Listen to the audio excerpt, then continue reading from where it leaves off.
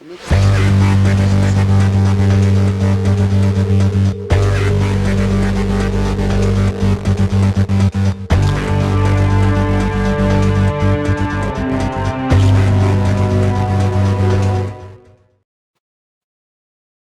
Mais uma vez, bom dia. Como eu falei, vamos falar hoje sobre o direito do trabalho. O Dr. Rogério ele vai entrar no ar daqui a pouquinho. E antes disso, eu vou trazer uma curiosidade para vocês. E trago essa curiosidade porque ela foi matéria hoje de um jornal um jornal de circulação nacional, quer dizer, eu ainda falo jornal, né? No aplicativo desse canal de notícias, uma pessoa encontrou na conta, graciosamente, o saldo de 131 milhões de reais. Você ficou sabendo disso, Pérola? Soube. Inclusive, eu quero saber aí o que vai acontecer. Porque, assim, se chegassem aí, se caísse hoje no meu Pix 130 milhões e eu não ficasse com nada, a Bran ia ficar chateada, viu? Então, tira já essa dúvida da gente, explica aí. Eu soube também que após esse período que não sei se aconteceu a audiência ou exatamente o que aconteceu, mas de que ele ficaria com a porcentagem, que essa porcentagem seria ele equivalente a mais ou menos 13 milhões. Então, eu não vou comentar esse assunto específico, porque eu não conheço do processo e não atuo nele. Eu vou comentar o que é o direito material que envolve esse tema. O artigo 1233 do Código Civil, ele obriga a pessoa que encontrar um bem na rua ou em qualquer outro lugar, tem o dever de entregar ao seu dono ou à autoridade competente. Tá? Então você encontrou ali uma mala com $1 milhão, aquela mala com aquele $1 milhão não te pertence. Então você tem o dever de entregar para o dono ou possuidor. Tá? É um dever entregar. Se você não entregar, você está cometendo crime de apropriação indébita. Porque no momento que o dono chegar para você, isso é meu, me dá, e você se recusa a entregar, a devolver, a restituir, você comete o crime de apropriação indébita. Mas o artigo seguinte, o 1234, ele diz que a pessoa que encontrou, ao devolver, ao restituir ao dono ou possuidor essa coisa encontrada, e aqui, gente, quando eu falo coisa, são bens móveis, tá? Um celular, uma bolsa, o dinheiro também, tudo isso. Essa pessoa tem direito a receber uma recompensa de pelo menos 5%. Do valor da coisa, acrescido de eventuais custos e despesas que ele tenha incorrido de transporte, guarda, conservação. E então, se você achou, você tem que entregar, tem que devolver para o dono. E o dono, ele também tem que te pagar essa recompensa, que é no mínimo 5%, mais as despesas de transporte, conservação e guarda do que você encontrou. Esse caso específico, vou comentar só o que eu li na notícia também. Ele amanheceu lá um dia com 131 milhões de reais, me parece que por um equívoco do banco, não sei dizer, e ele tomou aquele susto, né? Mas é um bom susto, né? Você acordar com 130 milhões na conta. Eu queria tomar esse susto. E o banco, ao que me parece, pelo que eu vi lá na notícia, de forma assim, talvez não tão educada, não tão gentil, o exigiu que devolvesse aquele dinheiro. Tá? E aí já começa uma discussão. Aquela coisa foi achada? Não foi achada. A lei diz coisa achada. Não foi achado, estava na conta dele. A gente pode até entender que ele achou o dinheiro na conta, tá?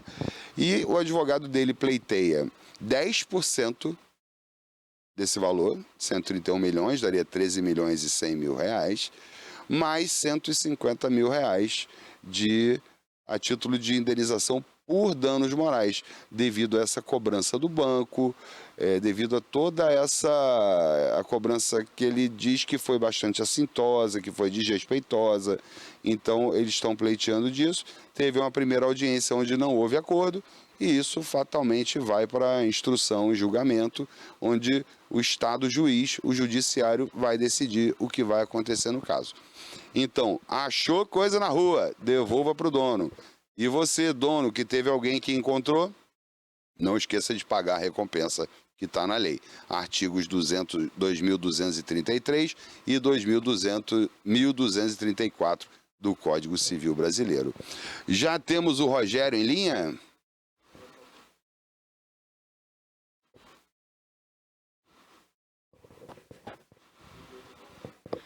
Olha, então é o seguinte, aconteceu aí esse prêmiozinho, né? Pra mim, acordar aí com 130 milhões na conta, você abrir ali seu aplicativo do banco, entra no Pix, vê esse presente, claro, a pessoa toma um susto, não sabe nem como reagir, né? Então, quando a pessoa vê ali aquela mensagem, as notificações também do banco fazendo a cobrança, eu acredito que seja um susto imenso. Essa notícia, ela repercutiu muito ali através das redes sociais, as pessoas comentando, falando ali também o que elas fariam, né? Então, nesse caso, quando a gente encontra um valor ali em conta ou você está andando, caminhando pela rua, como o Abraham utilizou ali mesmo, né, de um exemplo, encontraram na mala ou algo do tipo, não se aproprie. Você vai ter ali o direito, naquele momento você encontrou, né, aquele item, aquele bem, aquela quantidade de dinheiro, claro, a pessoa, né, vendo aquela quantidade, 100 milhões de reais, olha, é muito dinheiro para a gente falar que não ficaria balançado, mas você não pode mexer no valor, ou seja, não pode efetuar nenhum pagamento, esse valor não é seu. Esse valor vai ser compreendido ali pela justiça. O Abraham, ele utilizou, inclusive, não foi os termos de que ele, no caso, vai receber ali o direito por danos morais, né, o valor referente a danos morais. Pode receber, pode receber. Mas não é certo, então, que ele receba também. Não. Eu costumo dizer, né, que nada é certo, né? E aqui no Brasil nem o passado é certo, né? Imagina o futuro. Existe a possibilidade dele receber isso, se for entendido dessa forma, mas aí só o Estado mesmo, né, só o juiz da causa que vai decidir isso.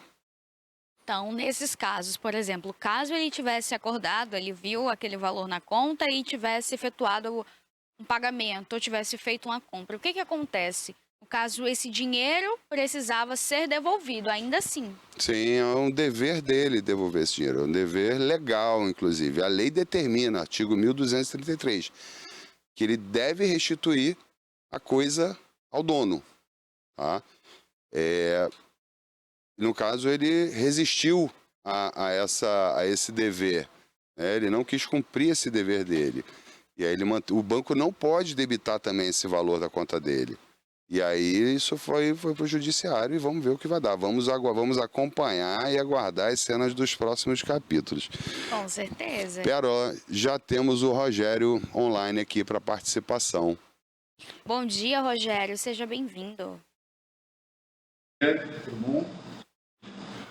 Bom dia, meu amigo Rogério, meu companheiro, meu sócio. Como é que você está? Tudo bem?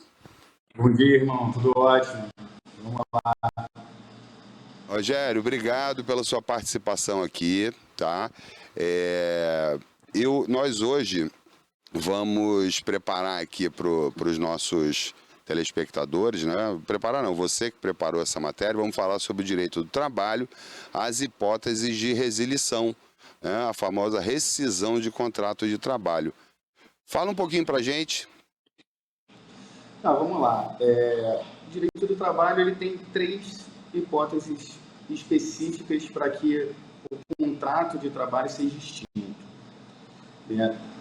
Você pode, o empregado ele pode pedir demissão, esse é o primeiro ponto. O segundo ponto, o contrato de trabalho pode ser extinto pelo empregador, mas essa não é a regra, apesar de todo mundo achar que isso é regra, isso não é regra, isso é exceção, e tanto é exceção que o empregador paga multa por isso. os 40% do FGTS, lembra que tudo fala? Então, isso é a multa por rescindir o contrato de trabalho ou por um acordo mútuo entre o empregado e o empregador. Essas são as formas principais de rescisão. E a gente tem uma outra forma também, que é a rescisão indireta ou a justa causa no empregado. Mas isso é muito específico. Por que é muito específico? Porque precisa cumprir alguns requisitos. A rescisão indireta é o empregado dando justa causa no empregador. Então, eu vou dar justa causa no meu patrão.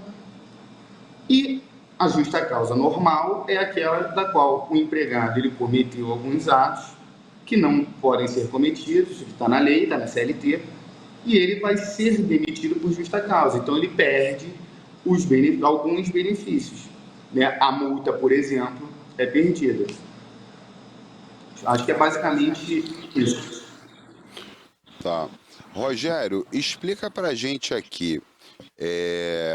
A gente fala das penalidades também que podem ser aplicadas pelo empregador ao empregado.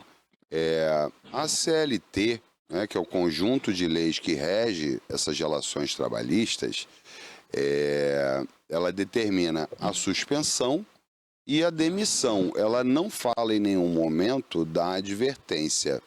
Isso foi uma ficção jurídica, né, e que é muito aplicado por muitas empresas.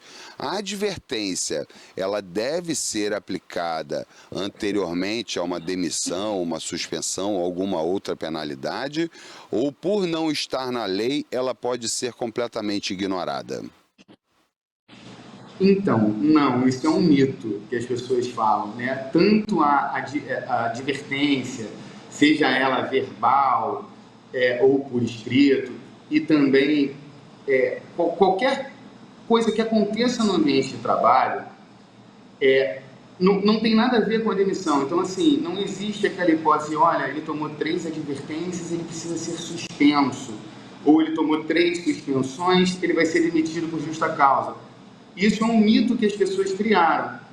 Ela não deve ser ignorada, até porque é uma informação do empregador para o empregado, dizendo que ele não está satisfeito com aquele serviço ou com aquela coisa que aconteceu, por isso ele está sendo advertido, mas não tem absolutamente nenhuma ligação com a rescisão de trabalho. Tanto a advertência quanto a suspensão. Nenhum dos dois tem absolutamente nada, nenhuma ligação com a demissão. Tanto que você pode não tomar nenhuma advertência, não tomar nenhuma suspensão e mesmo assim ser demitido por justa causa. Ou pode tomar 10 advertências, 10 suspensões e não ser demitido por justa causa. Entendi. A gente comumente vê na Justiça do Trabalho, né, Rogério, que determinadas empresas demitem os funcionários por justa causa, por justo motivo, conforme, acho que é o artigo 483 da CLT, né? E tô certo quanto ao artigo? Isso aí. Tá certo, 483. Isso, e a gente vê que ao pleitear judicialmente a reversão da justa causa para que o empregado receba todos os direitos como se demitido sem justo motivo fosse, a gente vê que a Justiça do Trabalho, em muitas vezes, defere esse pedido, dando ganho de causa ao empregado. E a gente percebe também que houve falhas da empresa nesse procedimento da demissão por justa causa. Você pode apontar para a gente aqui as principais falhas que ensejam a derrota da empresa numa eventual demanda trabalhista? Posso, vamos lá. Primeiro, a gente precisa entender que a demissão por justa causa, ela é uma exceção, ela não é uma regra. E que o direito do trabalho, ele foi criado para proteger o direito do trabalhador. Então, o trabalhador é hipossuficiente em relação ao empregador. Teve a reforma em 2017, tentou-se equilibrar um pouquinho as coisas, mas a balança ainda sempre pesa um pouco para o lado do empregador. Então, esse é o primeiro ponto, para o lado do empregado, desculpa. Esse é o primeiro ponto. Quando a gente vai demitir alguém por justa causa, a gente precisa ter muito bem como provar os motivos que ensejaram essa justa causa. E muitas vezes o empregador não tem isso. O 483, ele é um rol taxativo. Então, só pode ser demitido por justa causa pelo que está ali. Mas aquilo precisa ser provado. E na Justiça do Trabalho, muitas vezes, não se consegue provar. Por isso que tem essa reversão da justa causa. Então a gente realmente... uma vez eu já tratei desse tema aqui, num programa que deve fazer uns 4 meses, ou 5, e a gente falou justamente sobre esses procedimentos que devem ser adotados pela empresa. Ela tem que criar esse procedimento, ter as evidências, para que... isso, assim, não estou defendendo as empresas, não. Eu só estou dizendo que... praticado aquele ato que está lá disposto no rol taxativo do artigo 483 da CLT, a empresa tem que instaurar um procedimento para buscar todas as evidências e provas para que futuramente ela não seja prejudicada, Pérola. Agora, Abraham, eu queria também entender de vocês dois aí, quais seriam então esses motivos que podem justificar essa demissão, essa rescisão por justa causa aí que a empresa pode utilizar? Essa aí eu vou deixar para você, Rogério, que sabe isso aí de core salteado, de frente para trás, de um lado para o outro. Vai lá, meu garoto. Tá, vamos lá. Só uma coisa antes. Um dos grandes problemas também que as empresas enfrentam é não terem um advogado especialista para conseguir dar andamento, não só quando está na justiça, mas antes, quando acontece algum ato com o empregado. O ideal é sempre toda empresa ter um setor que tenha um advogado trabalhista para que ele possa estar orientando o que fazer. Mas vamos lá, existem vários atos que constam na CLT. Primeiro é o seguinte, quando um ato de improbidade, o que é isso? O empregado agir de uma forma que não é condizente com o que a empresa pede para que ele faça. Ele tratar mal, não tratar mal o chefe, ele tratar mal os colegas de trabalho. A gente entende que tudo também não é... Ele chegou num mau dia, está chateado, aconteceu um problema com ele, não é isso. É algo habitual. Tá? Empresas que trabalham com venda, por exemplo, o empregado negociar por conta própria. Por exemplo, eu trabalho numa empresa que vende celular e quero vender o meu celular e vendo para um cliente da empresa, só que esse dinheiro vai para mim, não vai para a empresa. Eu não tenho autorização para fazer isso. Isso também incide justa causa. Desídia, o que é isso? Faltar. Aquele empregado que falta sempre. Não é que você faltou uma vez, você falta sempre. Embriaguez, a gente não pode trabalhar embriagado. Tem outros, violação de segredo da empresa. Se a empresa lida com alguma coisa sigilosa, o empregado não pode sair contando isso. E tem alguns outros motivos, né? O próprio abandono de emprego. Eu acho que o abandono de emprego talvez seja até o mais interessante da gente falar, porque também gera dúvida, né? Quando que é considerado que eu abandonei o emprego? O que o empregador faz se eu abandonar o emprego? Acho que isso também seria um tema legal da gente falar. Você tocou em 2 pontos aí, Rogério. O primeiro foi negociar por conta própria, né? A negociação por conta própria, na verdade, assim, a gente sempre discute mesmo, tá? Eu e o Rogério, a gente quase nunca concorda com absolutamente nada. É o dia inteiro discutindo, mas no final a gente chega a uma conclusão, e muitas vezes uma conclusão completamente diferente da que eu tinha inicialmente, a dele também. A negociação por conta própria do empregado é quando ele diz... Quando a norma da empresa olha, se o pagamento for à vista, você vai dar 10%. E o empregado, lá, o vendedor, por conta própria, na ânsia de vender, se você me pagar à vista, eu te dou 15%. Ele negociou por conta própria e em desconformidade com o que a empresa havia determinado. E existe também casos em que o empregado ele é concorrente da empresa. A empresa chega, vamos lá, uma empresa que conserta impressoras. Essas impressoras, né? toner, essas coisas todas. O cara vai lá, leva a impressora e o conserto fica R$400. Aí entrega lá a notinha do orçamento. Não vou fazer porque tá caro. Mas se o senhor quiser fazer comigo particular, eu te cobro 150. Isso é um ato de concorrência à própria empresa que ele trabalha e isso enseja a demissão por justa causa. Então, a empresa deve ficar atento a isso e você, empregado, saiba desde já de que você não pode fazer isso, tá?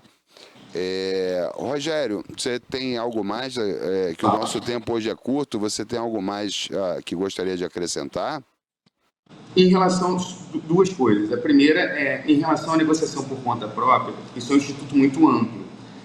Então, o exemplo que eu dei é um exemplo de negociação por conta própria. Os dois exemplos que o Abraham deu também são exemplos de negociação por conta própria e tem outros.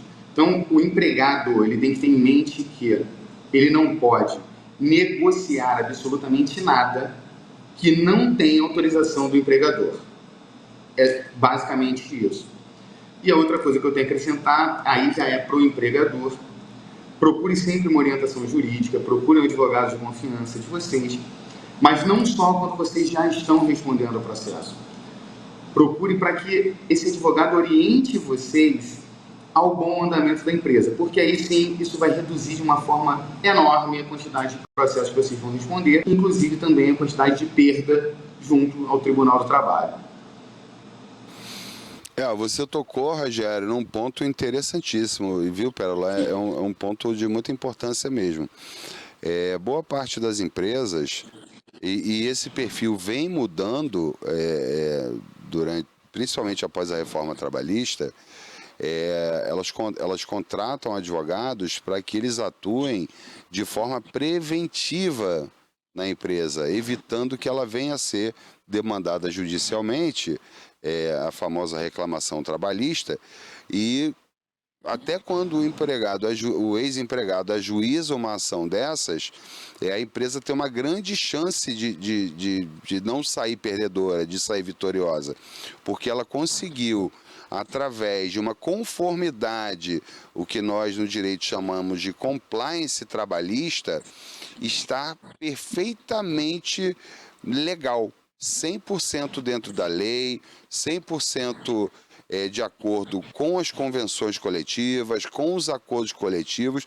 Isso mitiga, isso reduz o risco da empresa, assim, num percentual absurdo.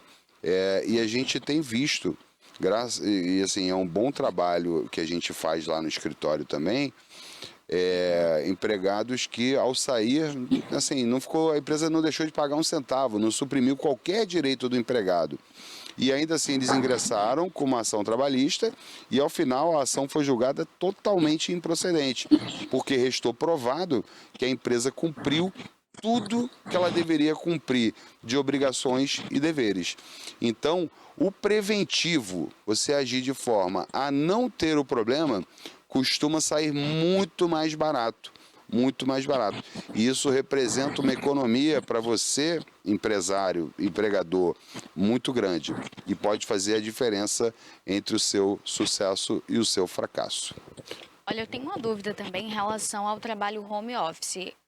Isso, até eu tenho.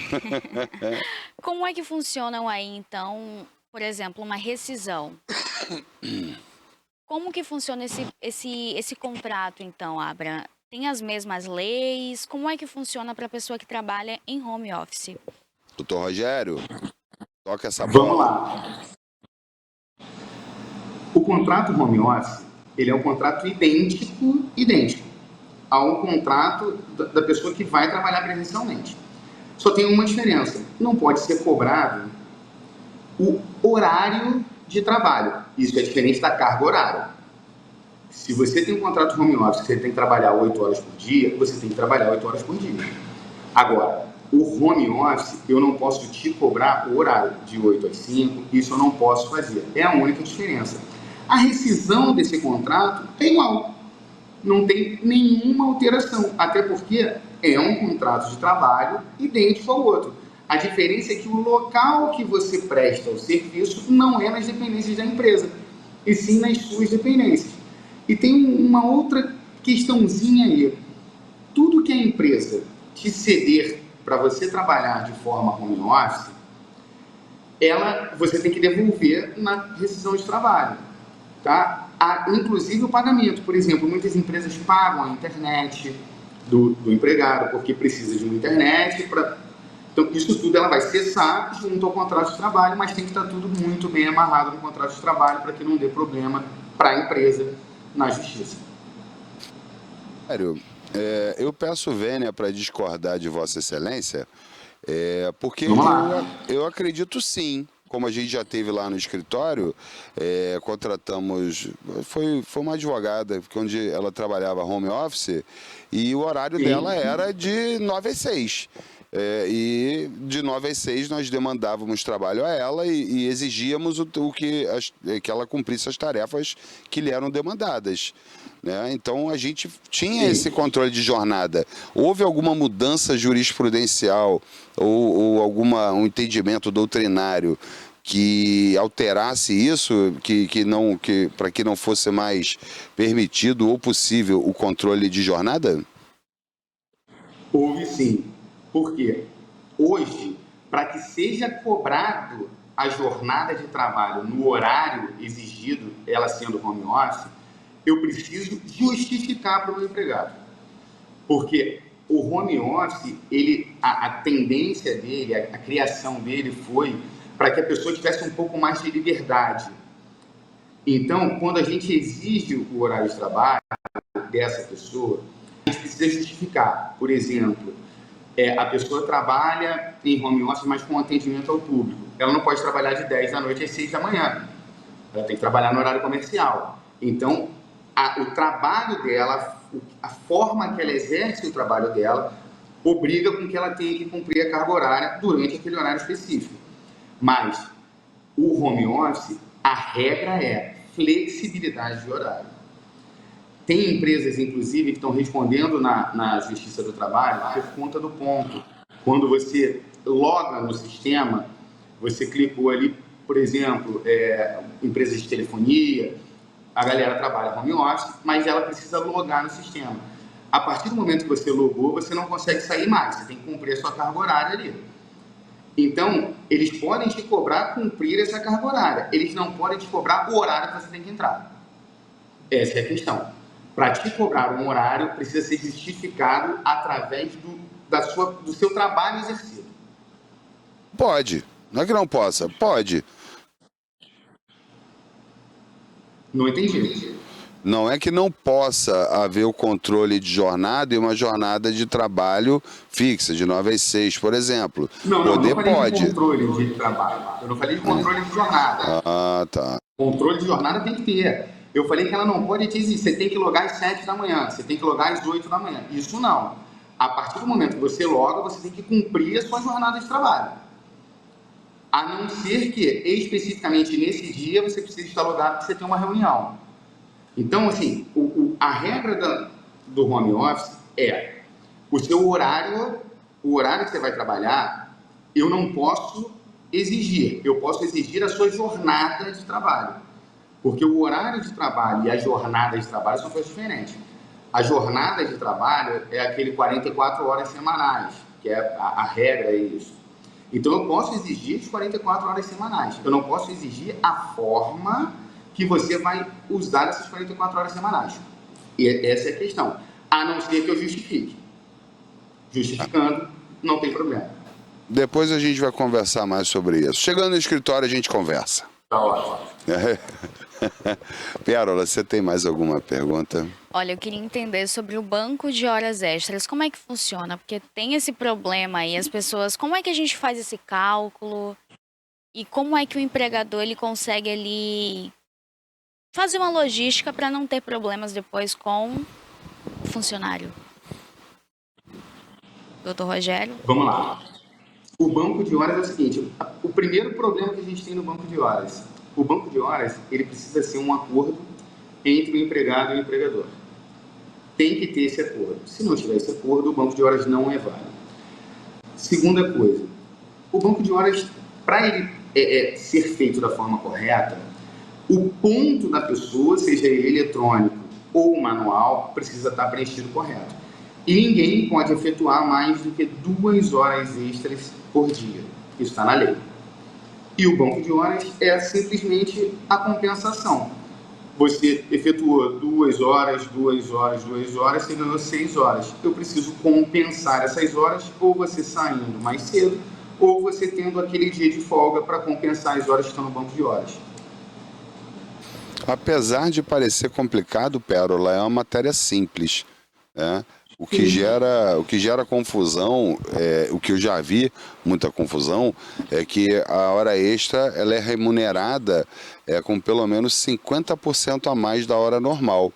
Então, eu já vi empregados... Pô, mas eu não quero tirar a hora, eu quero o meu dinheiro com 50% a mais. Ou então, eu quero 50% a mais de tempo. Fiz 6 horas, 50% a mais, 3 horas, eu quero 9 horas a mais de descanso. E não é assim, e não é dessa maneira. É exatamente como o Dr. Rogério falou. Tá? Pode falar, Pérola, por favor. Rogério, alguma observação mais? Não. Tá. Rogério, eu queria agradecer muito aqui sua participação. Eu venho tentando chamar você para participar há meses, mas você meio tímido, não vinha. E quero dizer que você deu um show, meu amigo. Você arrebentou e era exatamente o que eu esperava e o que todos nós esperávamos de você. Tá? Muito obrigado. Sua barba está enorme, está branca, dá um jeito de tratar dela melhor. Seu cabelo também está caindo, então se cuide melhor um pouco, viu, meu amigo? Um abraço aí a todos, muito obrigado pelo convite. Sempre que precisarem, quiserem falar direito do trabalho, só me chamar. E a barba e o cabelo, né? Se a gente não morrer, a gente vai envelhecer. Então eu prefiro envelhecer do que morrer novo. Por isso que não tem o que fazer. Olha, doutor Rogério, eu quero agradecer a sua participação. Fica o convite estendido, né? E para quando quiser voltar aqui, para a gente bater esse papo, tirar as dúvidas do pessoal. E você conseguiu ver se a gente tem pergunta no YouTube? Não temos hoje pergunta no YouTube, mas a gente não viu. Não conseguimos ver se tem. Então eu já vou dar uma olhadinha aqui para ver se a gente tem alguma pergunta. Normalmente esses assuntos são recheados de perguntas. As pessoas normalmente têm dúvidas. Rogério, se prepara que as perguntas são casca grossa, viu, meu parceiro? É bem participativo aqui, hein? Vamos ver. Olha, temos aqui muitos elogios, tá? Parabéns pela entrevista, o pessoal aqui falando, mandando abraços também aí para você, Rogério, o Leandro Ribeiro, para Abram também, o Carlos Santos. Abraços a esta bela dupla de advogados. Conheço ambos e já me ajudaram também com sucesso. Olha, então assim, a gente tem aqui muitos elogios e tem pergunta em relação ao Pix, tá? Manda a pergunta, vamos nessa. Olha, o pessoal tá perguntando aqui se tem que devolver e como que faz então para achar uma pessoa, por exemplo. Você faz ali a transferência eu faço da minha conta para sua, não te conheço. Preciso devolver, você precisa me devolver ou como é que funciona nesses casos? Se você receber um Pix equivocada, né? E não é tão incomum acontecer isso, você tem uma ferramenta lá no próprio aplicativo do banco que você devolve o Pix para a pessoa que te enviou, tá? Esse é um caso clássico, gente, de um erro. Você não achou nada, tá? A lei fala achar. Você não encontrou nada, tá? Então ali você simplesmente devolve para a pessoa. Devolve, tem a ferramentinha lá, devolver Pix. Vai lá, digita sua senha, o dinheiro volta para quem te mandou. Foi o Pix errado, devolve. Se não devolver, a pessoa entrou em contato com você ou a autoridade policial, devolva o meu dinheiro. E você diz, não devolvo, vou ficar para mim. Crime de apropriação indébita. E é um crime grave. Eu posso fazer... Pode. Nesse caso, como não achou, a gente tem direito à recompensa ou não, doutora Abram? por favor, dispenso a formalidade, tá, doutor Rogério? Pode me chamar de Abram. Eu entendo que não. Eu entendo que não há recompensa nesse caso. Eu entendo que não. Agora, digamos que efetuei ali, hoje existem alguns golpes de Pix, inclusive eu caí. Já vou tirar aqui a dúvida com vocês dois, já vou aproveitar e fazer minha consulta. Eu caí em um golpe de Pix, perdi um valor na época. E o que acontece? O que eu perdi foi através do Instagram de uma clínica que me atendia, uma clínica ginecológica. E eu tinha uma consulta marcada para quarta-feira. Na segunda, ou foi na terça? Na terça, na verdade, eu acabei caindo nesse golpe do Pix. Eles pedindo ali que eu efetuasse o pagamento. E era um plano, algo assim, diferente e um valor maior. Efetuei o Só valor. para entender, quem pediu para você fazer? O Instagram da clínica. O Instagram da clínica, Isso. tá, ok. Que no caso já estava hackeado e eu não sabia. Porque eles também não conseguiram ali, acho que, colocar nada no WhatsApp para nenhum cliente, nenhum paciente. Porém, eu mandei mensagem no WhatsApp da clínica falando que, olha, eu recebi uma mensagem aqui. Aí eles não me disseram nada. Ficou lá a mensagem e eu efetuei o Pix.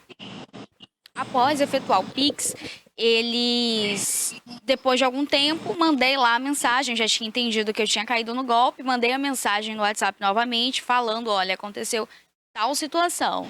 E aí foi quando eles vieram me responder referente a isso e falando, sinto muito, a gente vai tentar aqui resolver, mas acabou que não deu em nada. Nesse caso, o que aconteceria aí? Porque assim, eu caí num golpe acreditando que era a clínica. A clínica não forneceu nenhum atendimento também depois, só mesmo ali o básico do básico.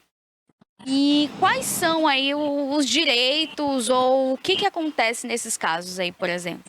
Essa é uma pergunta para a doutora Beatriz, tá? Bittencourt, nossa advogada daqui do escritório de Ilhéus, que é quem cuida da área do direito do consumidor, além de outras áreas.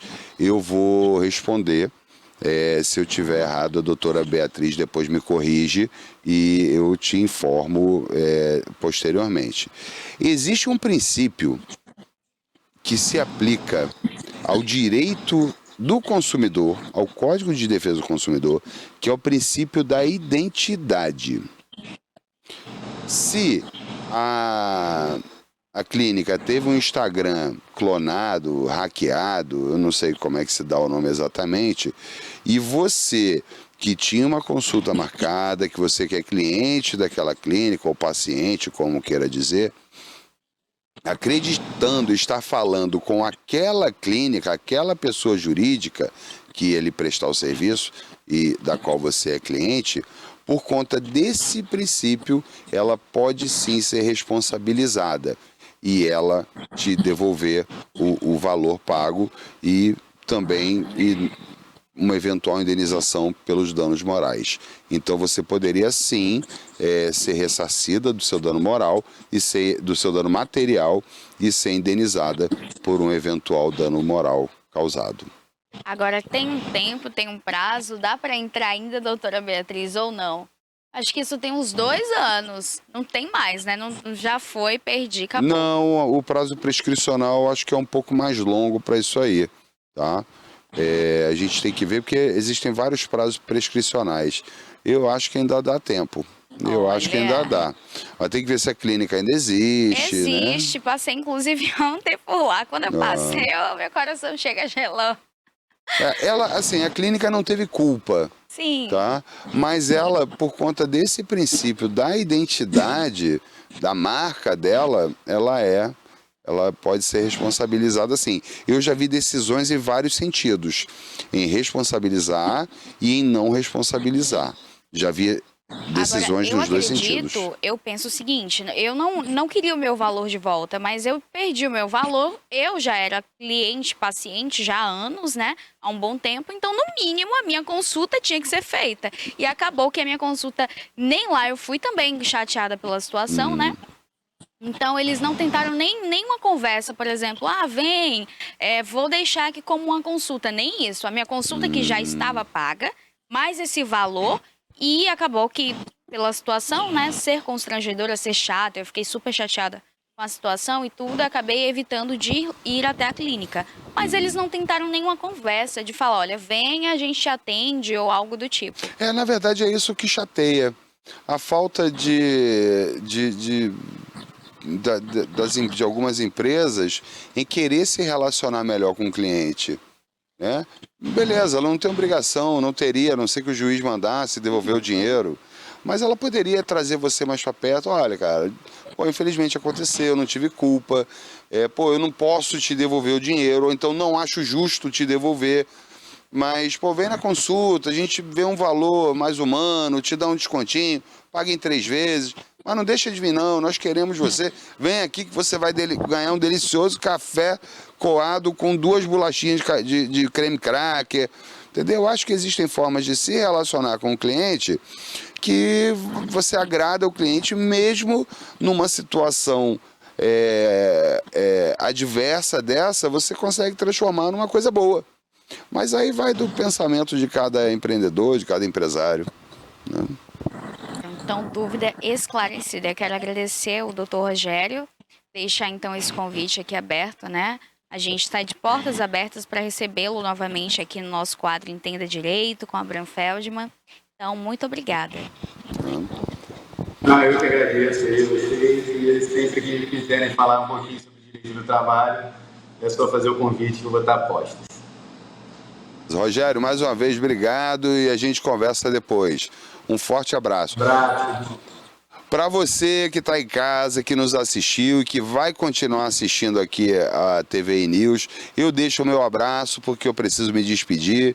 Hoje é dia de audiência, é dia de ganhar um processo e eu vou ganhar. Então eu deixo vocês aqui, tá, com a Pérola, e muito obrigado pela sua participação, pela sua audiência e pela sua parceria de sempre. Um abraço.